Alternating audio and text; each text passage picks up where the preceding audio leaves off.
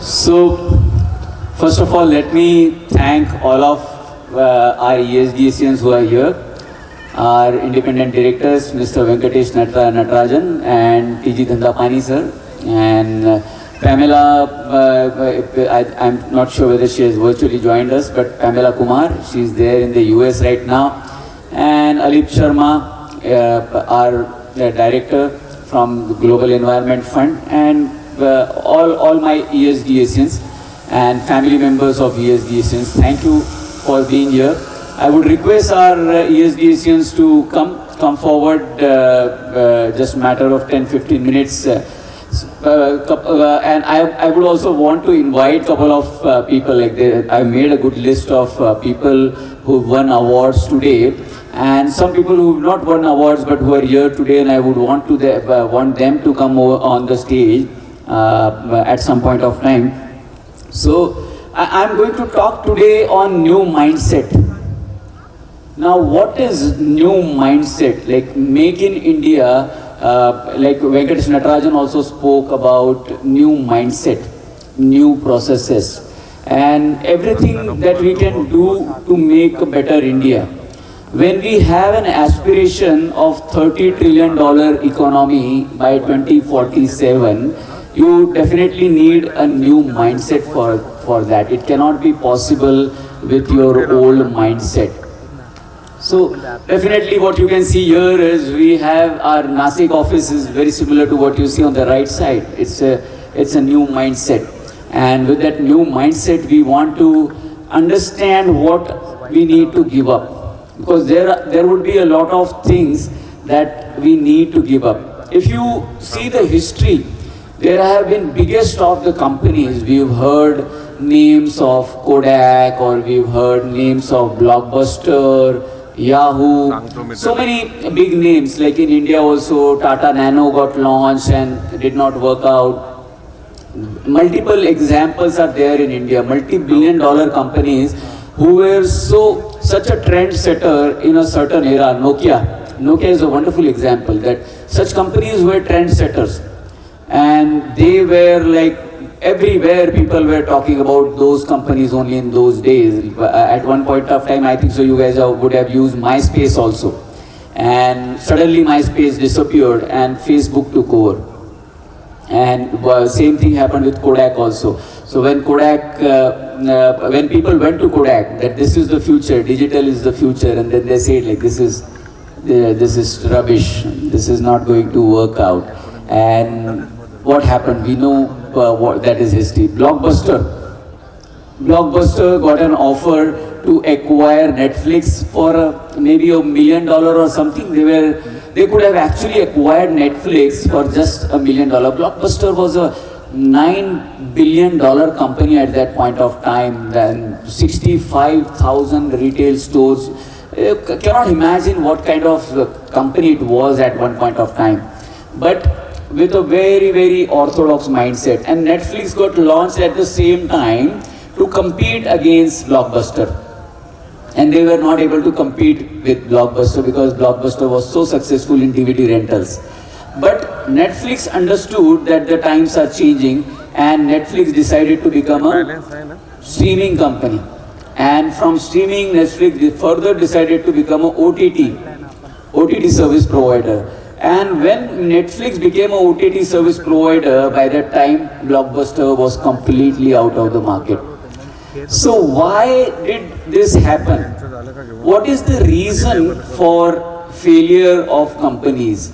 And the reason I'm talking this today is we don't want to make any such mistakes. To be understood, even a youngster who is maybe 21, 22-year-old can also struggle because of their mindset problem. Now what happens is, like when we see things outside, we want to copy those, we want to replicate those. When we see someone in the market, or when we see someone in the office carrying an iPhone, no matter how much I earn, I may be earning a minuscule salary in my organization, but I want to carry an iPhone 15 Pro Max in my pocket. I'm kindly those who are already possessing that kind of an iPhone, please don't take me wrong, but do you definitely deserve that kind of a phone, and on what basis do you reward yourself? Is it only because you have a salary coming into your bank account? So Ashok was also getting a decent salary in his account. Since 2008 he did not buy a car. He has been waiting like if I deserve, I will definitely get it rewarded. But until and unless I deserve it, I will not reward myself. And today he got a car to replace his old car because he has earned it. You have to set a certain benchmark that I will reward myself only if I am achieving something. I cannot go ahead and reward myself a meal, or I cannot go ahead and reward myself anything until and unless I have earned it. It is very important for us to change that mindset of quick gratification, instant gratification. What we want to do is, see how the subconscious mind thinks is, I have done a lot of research on this subject since the time I started going for Vipassana and I started meditating. I understood that there are two people inside us. One is an elephant and the other is an ant. The ant is the one we know ourselves. But there is an elephant inside all of us who is super powerful, who has been there for thousands and thousands of years and who may continue to be there for thousands of years. You don't know how powerful that superhuman inside you is. Because there are ordinary people who are doing extraordinary things, so there is definitely something inside them. There are people who just keep on achieving more and more, and then there are people who think that others are lucky and I am not lucky.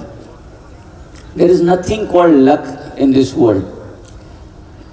So we were talking about, before we came for this, before the evening started, we were talking about the World Cup match also. India was unlucky that India had to bat first. So there is nothing called unlucky. It is all proper planning. Why Australia keeps on winning is because they have a proper plan in place. They go scientific. They go deep. They study each and every opposition player. Their preparation starts for the final couple of years before playing the final. Because that is the effort that they put. They do not gratify themselves, they do not reward themselves until and unless. And even if after winning the competition, there is no special recognition. We try to gratify, we try to reward ourselves even before winning anything. Before a customer's order coming in, we try to go and commit that, oh, we have achieved something. हम L1 आ गए, हम ये हो गया है, हमने ये कर लिया है. We try to do that thing, and then because of that, we suffer. Without achieving anything, trying to satiate yourself. And yeah, so self-reward is something I would want each of you to assess. From now onwards, make it a habit. How many of us, happiness toolkit was given to you? I would want to know how many of you are using the happiness toolkit even today. Okay, Kishore, okay, Yash is there, and Pallavi's husband is also using it. Yeah, so quite a good number of people here. That side, no one I can see on that side. So if you are not using the happiness toolkit, how are you planning to bring change in your life? How are you going to change your future? And what is the reason I am talking about this subject today? Why does ESDS need to come out of comfort zone? Or why all our ESDSians need to come out of the comfort zone? Because as Venkatesh Natarajan sir mentioned, that future is chaotic. Future is going to be dangerous also, and future is going to be beautiful also. Future will be beautiful for those who understand what they need to do from today onwards. And future is going to be a disaster for those who will not understand what change needs to be done.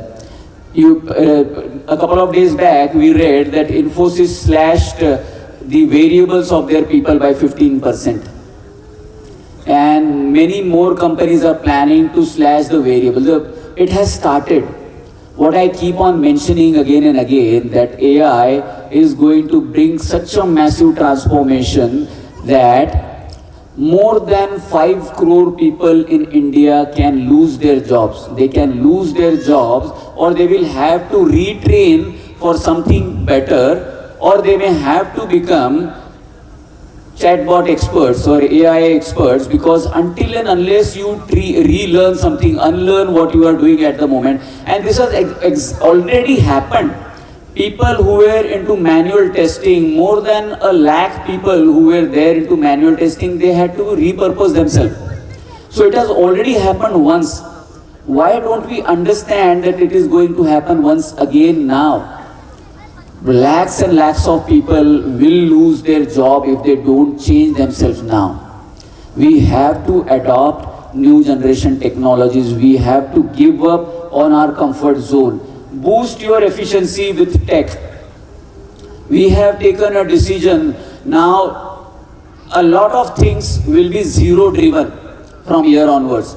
Zero is going to become your number one number. Zero is not a number, so that's why you have to understand the value of zero. We will use zero code from now onwards.